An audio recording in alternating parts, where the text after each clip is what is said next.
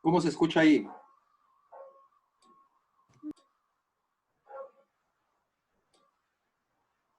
¿Se escucha un poco mejor?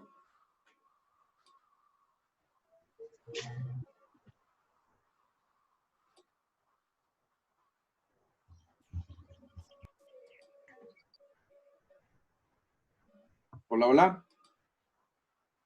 ¿Se escucha o no se escucha, compañeros? Sí, profe. ¿Sí se escucha mejor? Sí. Perfecto, ya lo hicimos entonces.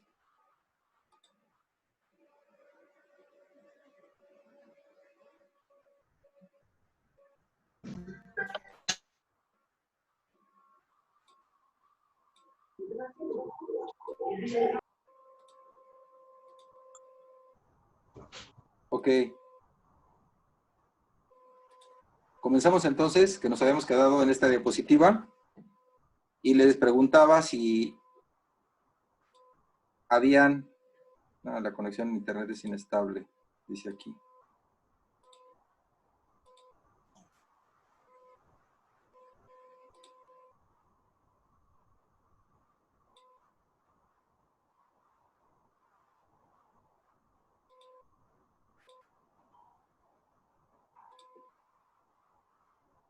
Déjenme ver. Ya está. Sí, les preguntaba si habían revisado el artículo que les adjunté, que es de la técnica de Lee Ruth. Al respecto les comento. Viene básicamente con el algoritmo clásico de Lee Ruth, que no utiliza la matriz de incidencias como lo hicimos nosotros. El método de la matriz de incidencias para mí en lo particular me resulta más práctico y cómodo que los grafos bipartitos, que es lo que vamos a ver hoy. El problema que les dejé, ¿sí lo resolvieron?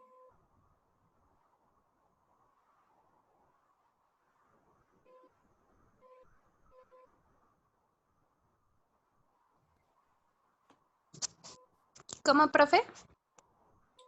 ¿No se escucha todavía? No, se traba mucho. ¿Qué haremos? Déjenme intentar. Denme un segundito, por favor. Voy a ver si puedo conectar un micrófono. Permítanme.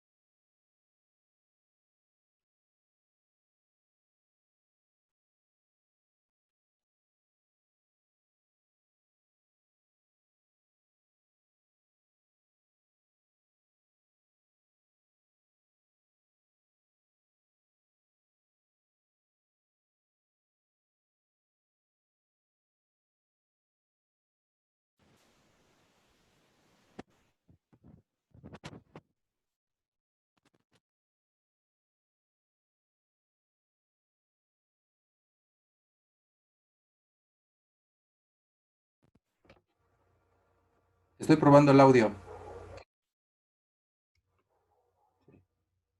Sí, profe. Sí, ya estoy probando y creo que sí se escucha bastante bien. Sí, se escucha mejor. Muchísimo mejor, de hecho. Ya se oye bien. Ya. Sí, es que lo repite para comprobar que el audio está bien. Entonces ya está. Y ahora sí ya estoy seguro que se oye bien. Listo. Ahora sí, continuamos. Les preguntaba acerca del problema, si tuvieron alguna dificultad o algún problemilla. Vamos a ver cómo se resolvía más o menos. Todo depende de las variables que nosotros tomemos de entrada, ¿sí? Y de cómo especifiquemos y modelemos nuestro sistema. No es una solución única, pero sí es obviamente importante que nosotros podamos resolver esto.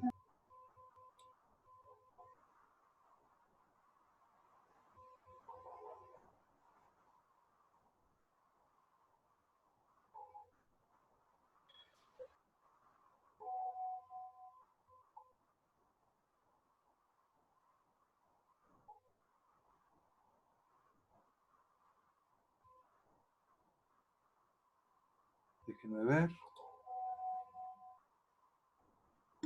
Profe, Sí, disculpe, yo tengo una duda de lo que explicó la clase pasada del último ejercicio. dígame. Es que creo que, bueno, según yo, Sí, como le entendí, está mal porque puso que X tiene varias variables. Es el último ejercicio. X tiene varias variables. Pues aquí lo tengo. ¿Es este? Sí, ese. Este. Este X tiene varias variables. O sea, que puso que la ecuación 3 y 4 tenía X4 y según yo, pues no tiene. X4. Y cambiaría todo. Ajá. Déjeme ver. A ver, déjeme ver. 1, 2, 3. 1, 2, 3 tiene X2, X3 y X5. X2, X3. Ajá. Sí, estoy checando. Sí, la función 1 y 2 sí está diferente. En este nos damos cuenta, ¿no? Sí, en eso. Ah, porque 1, sí. 2, pero la 3, la 2 tiene 2, 3, 4 y 5. 2, 3, 4 y 5. Sí está de acuerdo en la 2. Sí, en eso sí. Pero la 3 no. La 3 solamente tiene 2, 3 y 5. 2, 3, esta de aquí no va. ¿Sí está de acuerdo? Sí. Ajá, en esta. Ok, entonces X4 en 3. Y también en la ecuación 4. X4 en 3. Ah, En la 4 dice que tiene 3, 4 y 5. Ah, también está la 4. Sí, tiene usted toda la razón.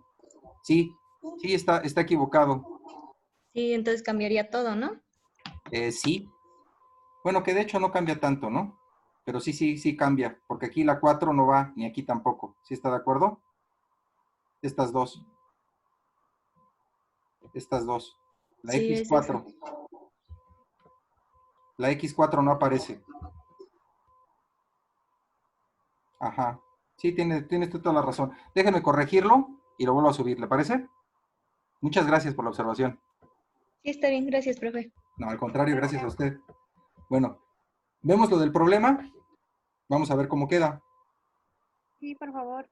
Ok, estas eran las ecuaciones que habíamos visto y sobre de estas trabajamos con estas variables que nosotros habíamos definido ya. Son 1, 2, 3, 4, 5, 6, 7, 8, 9, 10 variables y 3 composiciones. Les insisto, todo depende de cómo modelemos nuestro proceso, porque por ejemplo aquí la entalpía, podríamos haber tomado las ecuaciones de entalpía, que la entalpía depende de la temperatura y de la presión, ¿sí? Como no lo usamos para nuestro sistema, vamos a hacerlo como tal cual como lo hicimos nosotros para ver los grados de libertad y ver las variables que tenemos que especificar que nos resulten mejor para poder resolver nuestro sistema. ¿Sí están de acuerdo? Entonces, nuestros grados de libertad van a quedar definidos como n menos m, o variables menos ecuaciones. Las variables, considerando las composiciones, nos dan 13. ¿Sí están de acuerdo? Menos 9 ecuaciones que tenemos, 1, 2, 3, 4, 5, 6, 7, 8 y 9 ecuaciones. Con lo cual nos queda 4 grados de libertad.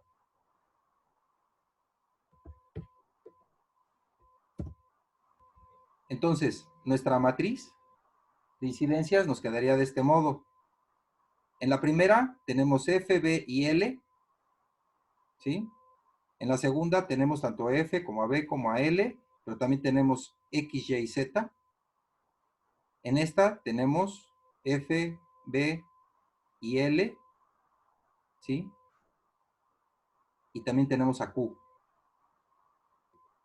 En la que sigue, y también igual hubiéramos podido definir las Ks, que dependen también de la presión y la temperatura. No lo hicimos y no las incluimos aquí. Nada más tenemos a X y a Y. En esta otra tenemos a TB y TL, ¿sí? PB y PL. Tenemos nada más a Z, a Y y a X. Aquí podemos comenzar con la que mejor nos convenga. Es decir, tenemos que ver en las variables que solamente exista en una ecuación y que de preferencia podamos eliminar la mayor cantidad de inclusiones en las ecuaciones. Por lo tanto, escogemos este renglón con esta columna. Y si se dan cuenta, aquí nos llevamos ya estas 3. Y eliminamos el renglón y la columna para quedarnos esto, ¿sí? Aquí vemos también que tenemos aquí una sola, aquí también tenemos una sola, una sola, una sola. Podríamos eliminarlas. Tanto PB como PL no hay problema.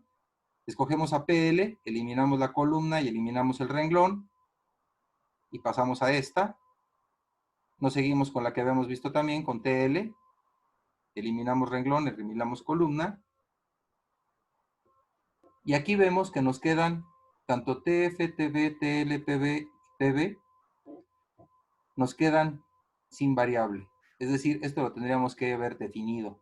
Por lo tanto, las eliminamos directo. Y nos queda esto. Como vemos, todas tienen de a 2 o de a 3 existencias. Por lo tanto, esto nos dice que no es un proceso que se pueda resolver de modo acíclico, es decir, de modo lineal. Se tiene que hacer iteraciones. ¿Y qué tenemos que iterar? Bueno, aquí se ve que tendríamos que iterar el equilibrio líquido-vapor. Ese sería nuestro método iterativo. Y entonces eliminamos este par y esta columna a modo tal que nos queden ya unitarias una vez más nuestras variables. Pasamos a este y aquí sí ya podemos eliminar. Desde esta matriz ya podemos ver claramente que lo que tenemos que especificar definitivamente, ¿sí?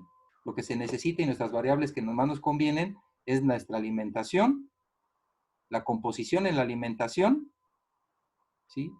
Definir la cantidad de vapor, es decir, el grado de vaporización que se tendría que dar para posteriormente calcular las concentraciones en el vapor y en el líquido. Entonces, más o menos vamos bien. Si eliminamos esta de aquí se me pasó, aquí no tiene la X. Pero bueno, eliminamos este renglón y esta columna y nos quedaría esto. Podemos eliminar la del vapor y nos quedaría la de las 3 concentraciones.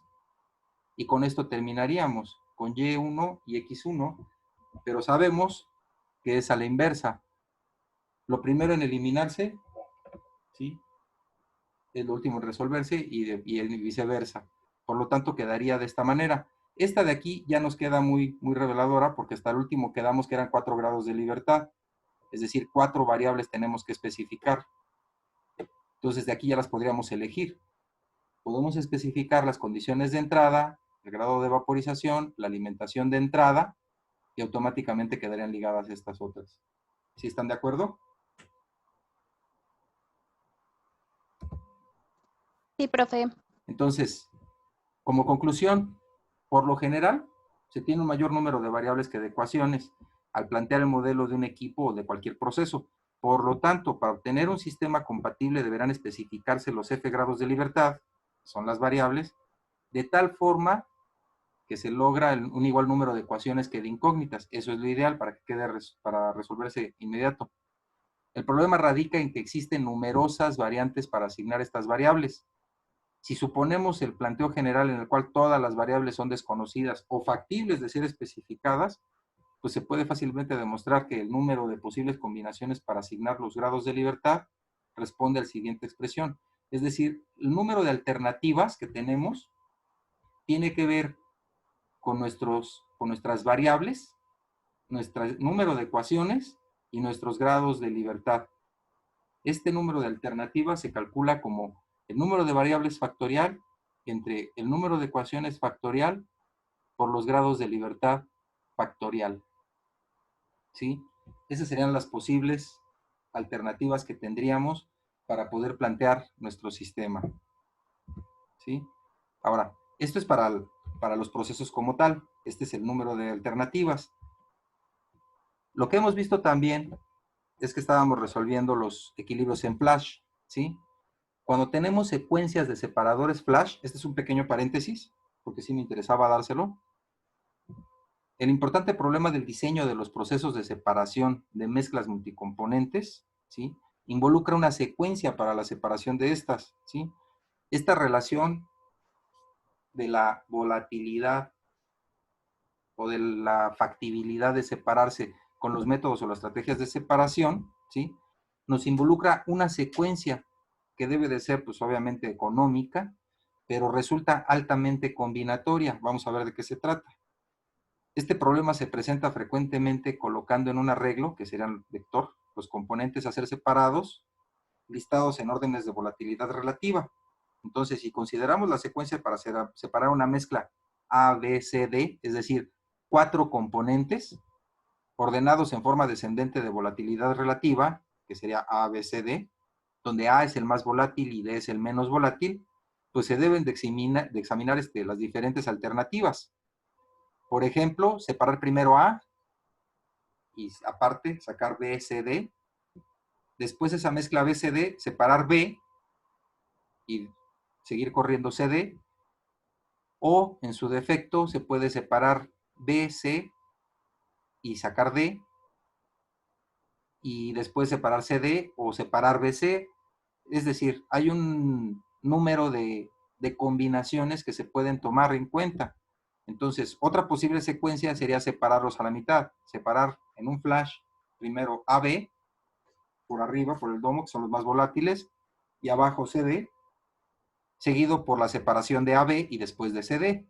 Entonces, estas separaciones se denominan Sharp, y cada producto a ser separado aparece en una y solo en una de las corrientes del producto. Obviamente se lograría una separación bastante buena. Sabemos que nunca se logra una separación al 100%, pero sí se logran trazas de otros componentes y mayoritariamente se tiene cada uno de ellos. De esta separación A, B, C, D, ¿sí? ¿Cómo quedaría? Esta es la secuencia directa para separar primero el más volátil, ¿no? Metemos nuestra mezcla A, B, C, D, separamos a A por el domo y seguimos con B, C, D. En el siguiente separador sacamos a B y nos seguimos con CD en el fondo. Y otro separador nos va a separar ya lo que es C y D. Esa sería una opción, ¿sí? La otra opción sería separar A, igual como en el anterior, pero en el siguiente no se trata de separar el más volátil, sino el más pesado, y sacamos a D por el fondo, y después ya sacamos a C, a B y a C. Esto sería fácil también. Otra alternativa sería esta. Separamos A, B, C, D. Por el domo sacamos A, B, por el fondo sacamos C, D, y posteriormente separamos A, B, C y D. O podría ser otra alternativa. Sacamos al primero el más pesado, que sería D, después al menos pesado, C, y hasta el último separamos A y B. U otra opción sería separarlos igual como arriba, primero el más pesado, pero posteriormente sacar el más ligero. Primero tenemos las puntas, los extremos y posteriormente los centros. Entonces, el número de secuencias alternativas para la separación completa de una mezcla de NC, que son número de componentes, puede calcularse según la expresión propuesta por Thomson y King. Estos señores lo publicaron en el 72, después les paso también el artículo. Entonces, el número de secuencias posibles lo vamos a calcular con esta ecuación. 2 por el número de componentes menos 1, ¿sí? Entre el número de componentes factorial por número de componentes menos 1 factorial. ¿Sí? Para el caso que acabamos de ver ahorita, el número de componentes es 4, si están de acuerdo. Sí, profe.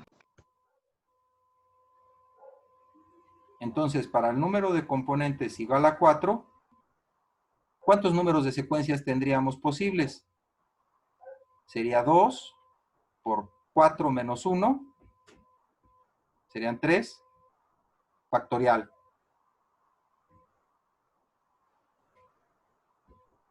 Entre 4 factorial por 4 menos 1, 3 factorial. ¿Cuánto les da esto?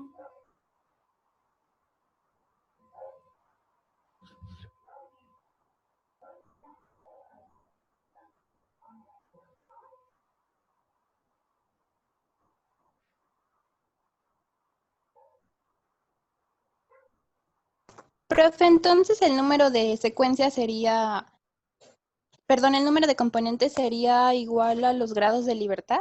No. Les digo que este es para la separación, para separadores en flash, ¿sí? El número de secuencias posibles depende del número de componentes, ¿sí? Por eso estamos haciendo el ensayo ahorita para 4 componentes en separadores flash, ¿sí? Ah, ok. Sí, profe. Sí, esto es para separaciones nada más. Y esto aplica única y exclusivamente para separaciones en flash. ¿Sí? El número de componentes es 4. ¿Cuántas secuencias posibles podríamos tener? ¿Cuántos arreglos, para que me entienda usted? Ok, sí, profe. Gracias. No hay de qué. ¿Cuánto le da este número? Recuerden que es el factorial. ¿Sí conocen lo que es factorial? 5. 5. Sí, profe. Perfecto. Entonces, vemos pues que para 4 componentes tenemos 5 secuencias posibles. Me voy a regresar un poquito y aquí serían 1, 2, 3, 4 y 5. Aquí están las 5 secuencias posibles, si están de acuerdo. Pero, por ejemplo, si tomáramos número de componentes igual a, ¿qué les gusta? 8. ¿Cuántos números de secuencias tendríamos posibles?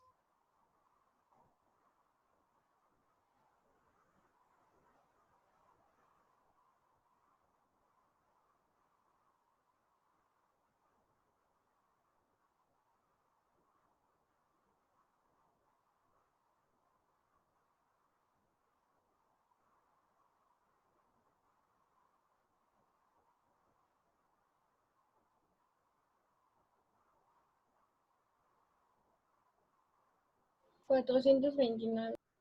Exactamente. ¿Ya se dan cuenta que es un número bastante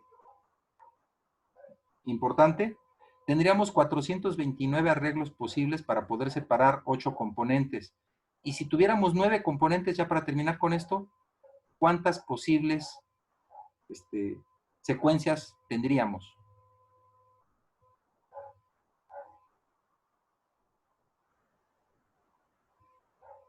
¿1400 qué, perdón? 30. Exacto. ¿Sí ven cómo ya sube el número increíblemente grande con 9 componentes? Entonces, para poder calcular el número de secuencias posibles, ¿cómo podríamos arreglar nuestro sistema para separar los componentes? Va a estar en función básicamente de los números de componentes. ¿Sale? Ok. Sí, profe. Ahora retomando lo que estábamos viendo, ¿sí? Les comentaba sobre el artículo que les hice llegar. Viene en función de grafos bipartitos, se llaman, ¿sí? Entonces, los nodos superiores representan una función, mientras que los nodos inferiores, B, representan a las variables, y existen arcos que vinculan dichos nodos, es decir, líneas rectas, ¿sí? Por ejemplo, vamos a suponer este sistema de ecuaciones, donde la función 1 depende de B1, B2, B3 y B4, ¿sí? Es decir, 4 variables. Permítanme un segundito.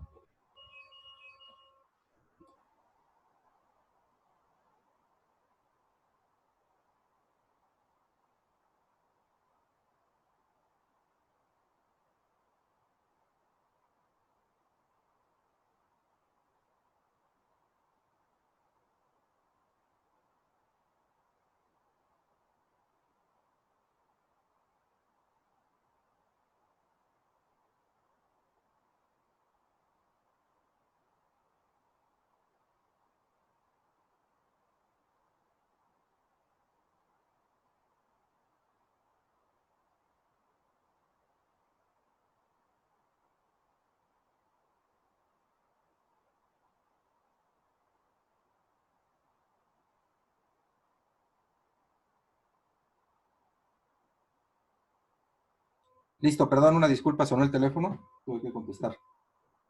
Ahora sí, ¿en qué nos quedamos?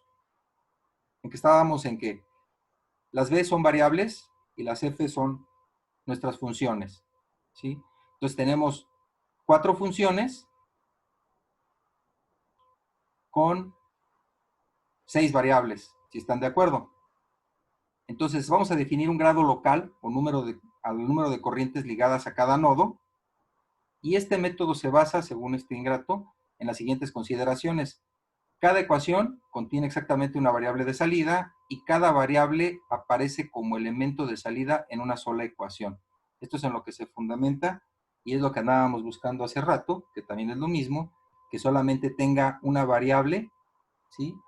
Y que sea propia de una función. Para este caso en particular, ¿sí? El grafo bipartito nos queda de este modo. Entonces, dice aquí, por otra parte, las ecuaciones de grado 1 no agregan información, ya que si existe una solución real y única, se puede eliminar, ¿sí? Del tratamiento. Vamos a ver, la función 1 dice que involucra a la variable 1, 2, 3 y 4. Vamos a comprobar, porque ahora sí no se me va. Y sí, la función 1 involucra 1, 2, 3 y 4. La función 2 involucra a la variable 3 y 6. Sí, involucra a la variable 3 y 6. La función 3 a la 5 y a la 6. La función 3 a la 5 y a la 6. Y la 4 involucra 2, 4 y 5. La 4 involucra a la 2, a la 4 y a la 5. ¿Sí? Asignando B1 como variable de salida de F1, aquí lo tenemos, solamente hay una variable para la función 1, ¿sí? Y es lo mismo que estábamos haciendo, donde si la ecuación de grado 1, pues entonces no agrega mucha información, y por lo tanto existe una solución real y única, y por lo tanto se elimina del tratamiento. Si asignamos la variable 1 como variable de salida de F1, pues podemos eliminarlo del cálculo, este par, y nos queda esto, ¿sí? El grafo nos queda como esto, asignando a EB1 como la variable de salida de F1. Ahora, Profe, sí. perdón, ¿podría repetir esa parte? ¿Por qué Claro. quedó así? Perfecto, sí. Del mismo modo como estábamos viendo en la matriz, es lo mismo exactamente, nada más que lo usan así como grafo bipartito, le llaman ellos, donde dice que si en las ecuaciones de grado 1, es decir, con una sola, dice que no agrega información, Pues no. ¿Por qué? Pues porque existe una solución real y única para esta función. Como está relacionada con una variable, nada más, pues se puede resolver. Si le asignamos a B1 como variable de salida de F1, ¿sí? Se puede eliminar del cálculo y este par lo eliminamos. Entonces, dice aquí que el grado local, recordando, ¿sí? Decía que se define como grado local al número de corrientes ligadas a cada nodo. Y dice aquí, el grado local de B2 es 1. ¿Sí están de acuerdo? Sí, profe. Solamente tiene 1. Por lo tanto, podríamos eliminar B2 y F4. Y nos queda este grafo. Ahora sí, estamos resolviendo de izquierda a derecha y así es como nos vamos en orden. ¿Por qué? Pues porque no tenemos mayor información del sistema. En este caso, si vemos aquí F2 y B3, también los podemos eliminar y nos queda este sistema. Entonces, después de eliminar a F2 con B3, nos queda este sistema. Nada más nos queda F3 con sus dos variables y una variable más. Entonces, el sistema tiene N, que son 6 variables, M, que son las ecuaciones, y por lo tanto tenemos 2 grados de libertad. Y dice, aquí el algoritmo nos permite la selección entre las variables alternativas posibles, que nos brinda una secuencia de resolución de mínima dificultad.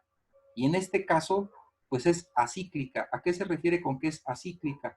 Pues que en ningún momento tuvimos que hacer algún corte, es decir, que tuviéramos una variable involucrada con dos funciones y que tuviéramos que hacer un rompimiento. Este es un proceso acíclico que se puede resolver de modo lineal, es decir, consecutivo.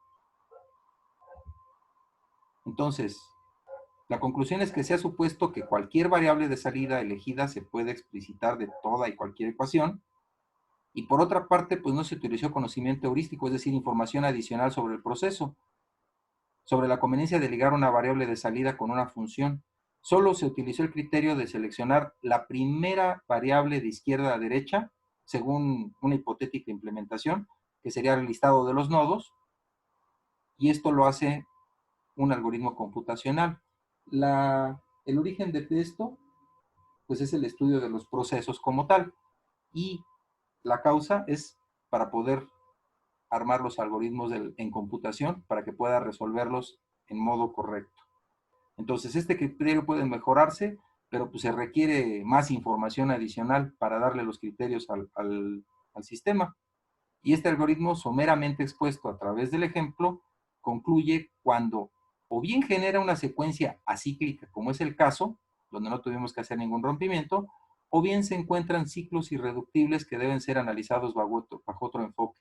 Es decir, si tuviéramos, en este caso, por ejemplo, aquí, que tuviéramos este unido para acá y este unido para acá, pues ahí sí ya nos tendríamos con un asunto cíclico, porque si se dan cuenta, porque todavía aquí lo podríamos romper, vamos a suponer que lo uniéramos para acá, que todas las variables presentan dos uniones, es decir, no podríamos romper aquí nada, no podríamos eliminar nada, y lo que tendríamos que hacer serían un rasgado. Eso lo vamos a ver posteriormente cuando son procesos cíclicos, ¿sí? Entonces, en este caso tenemos, obviamente, un caso acíclico, no es cíclico, se puede resolver secuencialmente. Vamos a ver otro ejemplo, ¿sí? Y dice, aquí sea el sistema de la figura que se muestra, que es este, y aquí se representa un conjunto de ductos, serían 3 ductos, 3 tuberías que se unen en un único ducto, contemplando las variables relacionadas con cada corriente, que serían temperatura y presión, ¿sí? Se pretende generar el modelo, que sería el sistema de ecuaciones, y encontrar un conjunto de variables a especificar de tal forma que la secuencia de resolución resulte conveniente. tenemos F1, F2, F3 con sus respectivas temperaturas y presiones y que todas desembocan a un F4. Entonces, la hipótesis que vamos a plantear para poder simplificar este sistema, por un paso es que es un sistema diabático y estacionario, es decir, no hay intercambio de calor con el medio y está en régimen permanente. Todas las tuberías tienen igual sección, es decir, todas son del mismo diámetro y altura equivalente, es decir, no hay elevaciones del piso, por lo tanto, el trabajo de la fuerza de gravedad es despreciable. No existe la Z para nuestro Bernoulli. No hay pérdidas de carga despreciables, prácticamente lo estamos suponiendo ideal, sin fricción. La densidad de los fluidos es constante, hablamos de un fluido puro. O sea, estamos haciendo toda la simplificación posible, ¿no? Y el trabajo de las fuerzas de presión es despreciable. Las presiones de las corrientes de entrada y salida son iguales, es decir, P1 es igual a P4, P2 y P3. ¿Está muy simplificado el sistema? Sí. Ahorita lo que nos interesa es ver cuáles serían las mejores variables para especificar nuestra solución. Entonces, por un lado tenemos el balance de materia, ¿sí? Que sería nuestra función 1, que sería la F1 más la F2 más la F3 menos la F4, tiene que dar 0, nuestro balance de materia. El balance de energía sería la F1 por la entalpía 1, la F2 por su entalpía, la F3 por su entalpía, menos la F4 por su entalpía, también nos tiene que resultar en 0, ya que es adiabático el proceso. Y las ecuaciones constitutivas, ¿no? Para las entalpías dependen de la temperatura y de la presión de cada una de las corrientes. Entonces, en función de las hipótesis asumidas, podemos suponer que la presión de descarga es igual a las de las corrientes de entrada, como habíamos visto desde un principio, y la P1 es igual a la 2, a la 3 y a la 4, y es igual a P, es decir, a la presión del sistema.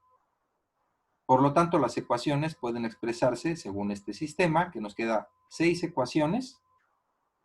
¿Y cuántas variables tenemos? ¿Sí? 6 ecuaciones y 13 incógnitas. ¿Cuáles serían nuestras 13 incógnitas? Aquí las tenemos. 1, 2, 3, 4, 5, 6, 7, 8, 9, 10. ¿Dónde está la otra? A ver. Tenemos 1, 2, 3, 4. Y 4 entalpías. Son 8. Y 4 temperaturas. Son 12. Y la presión es la 13. Entonces, tenemos 7 grados de libertad, o variables de diseño, o variables a especificar. Y esto también es importante. Por otra parte, en el caso general, las variantes para especificar, ¿sí? Esas variantes de especificar, las que les comenté, que podríamos definir de acuerdo a nuestras variables y a nuestras ecuaciones, es decir, los arreglos que podríamos hacer son las siguientes. El número de variables factorial entre el número de ecuaciones por los grados de libertad, ambos factoriales. En este caso, nos quedan 1716, ¿sí? Como se observa, son enormes las variantes, pese a que este problema es muy sencillo. Ahora, si lo pusiéramos en términos de una planta completa con miles de ecuaciones incógnitas, olvídese, es una locura, ¿no? Entonces, las variables a especificar dependerán del problema a resolver. Por ejemplo, sea el caso que quisiéramos calcular las variables de salida, conocidas las de entrada, y de esta manera, pues las 6 variables a especificar deberán surgir del conjunto que tenemos, que son las 3 entradas, las 3 temperaturas y las 3 presiones. Y según vimos, ¿sí? Basta con 6 primeras y un dato de presión. Y ya con eso podríamos resolver, ya que asumimos todas las presiones equivalentes. Me queda menos de un minuto. Ahorita le entramos aquí al grafo bipartito para no quedarnos a la mitad. ¿A qué hora son? Déjenme ver. Nos conectamos a las 7, por favor. Sí, profe. Ok, gracias.